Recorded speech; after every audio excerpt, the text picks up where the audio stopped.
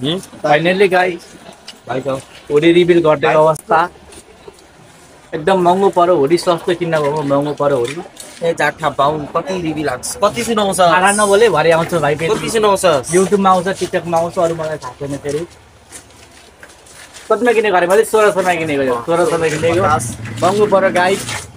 यो जाठा पाउनले 10 चोटि सुनाइसक्यो अलिक बढी किनेको चिज नसुनाएर के गर्नु त गाइस हो भएन भन्नु मैले किनेको छु नदेखाउनु मैले त्यही त देखाउनु पर्यो नि त अब के भन्नुहुन्छ तपाईँ म त पुरै सहमत छु यो कुराले सहमत हुनुहुन्छ यो यसलाई अब यसको कपाल हेरेर केटी जस्तो छप्री भएको अरे यो कपाल काट्नु पर्ने यस्तो के गरेको यस्तो भएन यस्तो मनोकामनाले हेरिदिनु पर्यो यो भएन कपाल यस्तो हेर्ने यो यस्तो बनाएर आएको अवस्था यतातिर एकदमै गाइस एकदम हेर्नुहोस् क्यान्टिन भने अलिकति गम्भीर छ क्यान्टिन यहाँको अरू सबै ठिक छ यतातिर हाम्रो त्यस्तै के छ के अरे होइन यो हो म चाहिँ होइन गाइस 100% एकदम त्यस्तो बोल्नु हुँदैन सर आउनु भएको अवस्था सरले फोन देख्नु भने फेरि हाम्रो गायब हुन्छ फोन त्यस कारण हामी फोन अलिक गाइस हाम्रो माथिको अवस्था छ यो मनोकामनाको सिडी मनोकामना कलेज कलेजमा पूजा देखाइदिन्छु गाइस एकदम रमाइलो छ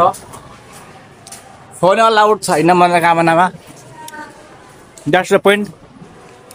यहाँ यस्तो छ भ्यू यहाँबाट मेरो केटाहरू उहाँ छ गाइस म तपाईँहरूलाई म बस्नेको रुम देखाउँछु कोठा खोइ तल गएको छ अघि गाइस दिस इज यो हामी बस्ने रुम है फेन हेरौँ न गाइस वाट इज दिस फेन यहाँ बसिन्छ गाइस हामी यहाँ बस्छौँ हामी यहाँनिर रुमसँगले राम्रो छ कलेज आएको याओ एकदम राम्रो छ तर यो बस्ने सिट चाहिँ अलिकति भएन भएन बस्ने सिटै भएन यस्तो हुँदैन अनि अलिकति प्रब्लम भनेको गाडीको सिट भयो गाडीको सिट पनि अलिकति बिग्रेको जस्तो बनाइदिनु पर्यो नि यो भिडियो मार्फत म के भन्न चाहन्छु भने हाम्रो मनोकामनाको प्रिन्सिपललाई चाँडोभन्दा चाँडो